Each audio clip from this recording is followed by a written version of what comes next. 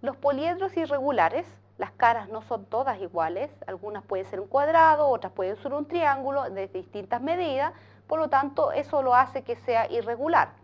Existen separados en dos grupos, los prismas y las pirámides. Revisemos lo que son los prismas. Veamos la figura, el prisma tiene la característica de tener dos bases.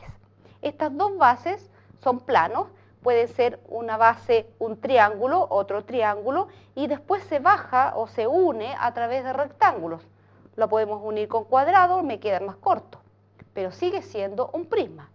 Entonces son unas cosas como figura cuadrada, arriba puede ser un pentágono, puede ser hexágono, esa misma figura la repetimos en la otra base y las bases que caen, que son caras también, estas caras son del tipo rectángulos, cuadrados, generalmente en línea recta.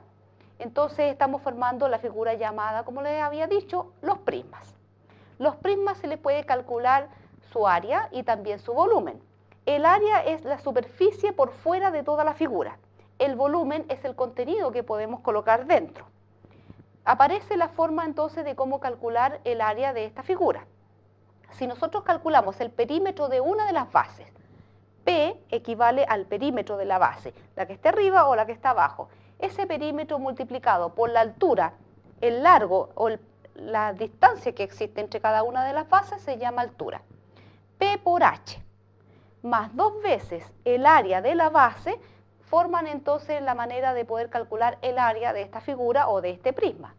Entonces, independiente de la forma que tenga las bases, uno calcula el perímetro, calculan el área, esa misma es la que está repetida abajo, ¿no es cierto? Y la altura sería la distancia entre ellas. ¿Cómo calculamos el volumen o contenido que cabe dentro de un prisma? Para eso calculamos el área de la base, de una de las bases, y la multiplicamos por la altura. Es decir, es como hacer un barrido. Yo tengo el área completa y la bajo hacia todo el largo que tiene la figura, estoy haciendo entonces el cálculo de su volumen. Los prismas tienen también dos nombres dependiendo de la forma que tiene. Hemos visto que tiene dos bases, entonces están unidas por unas líneas. Si esas dos bases, las líneas caen en forma perpendicular, los cuerpos que están a los lados caen perpendicular a la base, vamos a decir que son prismas rectos. Por lo tanto, se forman en la base ángulos rectos, tanto en la base que está arriba como en la que está abajo. Y esos ángulos rectos, entonces está repetido varias veces, el prisma se llaman prismas rectos. Ahora, si el prisma lo colocamos un poquito de lado, se llaman prismas oblicuos.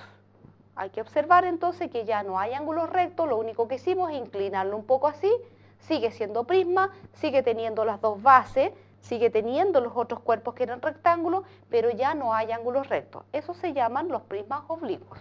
Y las pirámides. Las pirámides son aquellas en que tienen una base, esa base puede ser un cuadrado, puede ser un pentágono, pero una base, pero hacia arriba está formada por triángulos. Los triángulos se juntan en una punta común que se llama el vértice. De esa manera la figura entonces tiene todos los lados bajando en triángulo y abajo una base que es distinta. Por ejemplo, los que son la pirámide con una base cuadrada.